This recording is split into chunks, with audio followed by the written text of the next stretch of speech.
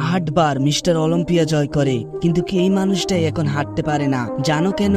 কি হয়েছিল তার সাথে? আজকের ভিডিওতে আমরা জানবো কে এই রনি কোলম্যান, আর কেন তাকে বডি বিল্ডিং এর রাজা বলা হয়, এবং কিছু সিক্রেট টিপস দিব কিভাবে তিনি এত বিশাল মাশাল তৈরি করেছিলেন। ছোট্ট শহরের একজন সাধারণ ছেলে থেকে শুরু।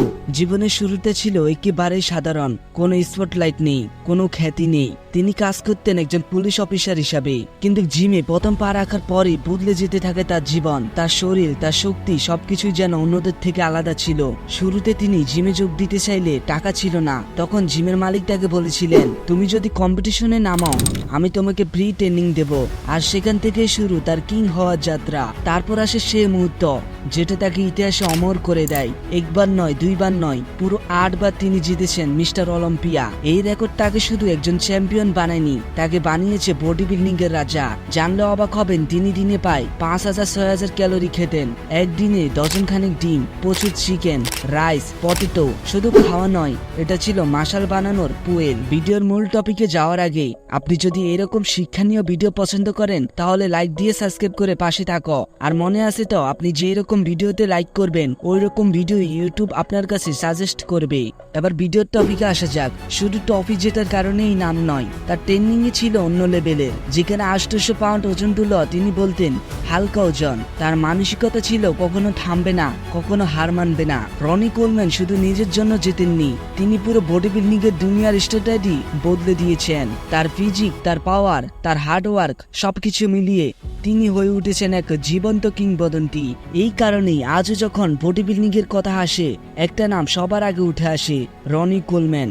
আর সেখান থেকে এসেছে তার সেই বিখ্যাত পরিচয়, কিং অব বডি বিল্ডিং। সবার মনে একটা প্রশ্ন জাগতে পারে, তার ট্রেনিং স্টাইল এত আলাদা কেন ছিল? মূলত যখন অন্যরা জিমে গিয়ে ওজন তোলে, রনি কোলম্যান তখন তৈরি করতেন এক ধরনের যুদ্ধক্ষেত্র। তার কাছে এক্সারসাইজ মানে ট্রেনিং ছিল না, এটা ছিল নিজের সীমা ভাঙার এক অবিরাম লড়াই। প্রথম পার্থক্যতে ছিল তার ওজনের প্রতি দৃষ্টিভঙ্গি।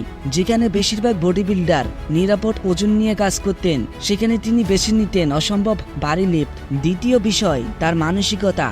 ইয়া বডি লাইট ওয়েট বেবি, এই কথাগুলো শুধু চিৎকার নয়, এগুলো ছিল নিজের ভেতরের ভয়কে ভাঙ্গার অস্ত্র।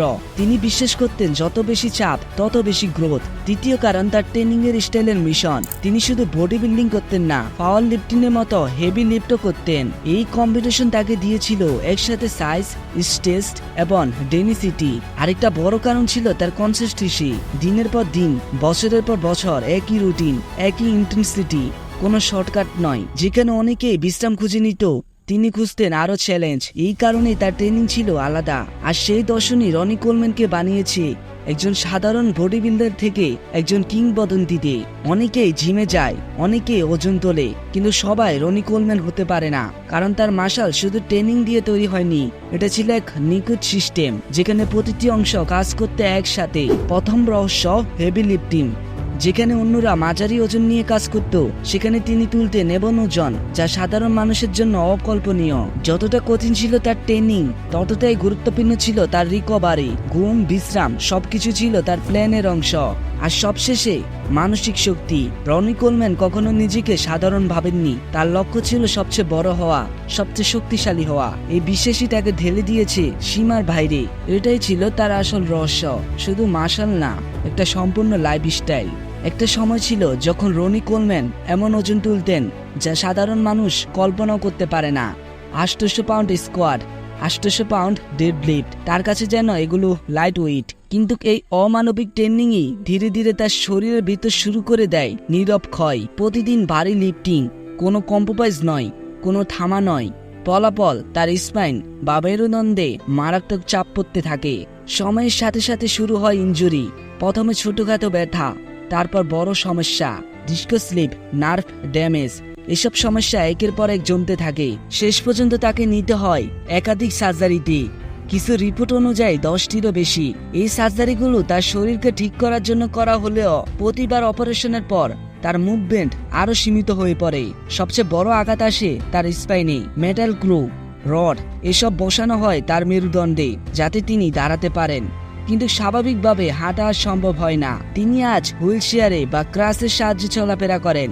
একসময় যিনি দৌড়ে বেড়াতেন জিমে, আজ তার প্রতিটি পদক্ষেপই একটি লড়াই। কিন্তু এখানে শেষ নয়। অদ্ভুত ব্যাপার হলো রনি কোলম্যান আজও বলেন, আমি যদি আবার সুযোগ পাই আমি একই কাজ আবার করব। তার কাছে সাফল্য মানে ছিল সবকিছু দিয়ে দেওয়া, এমনকি নিজের শরীরও। এই গল্পটা শুধু একজন বডি বিল্ডারের নয়, এটা এমন এক মানুষের গল্প যিনি নিজের সীমা ভেঙে ইতিহাস গড়েছেন।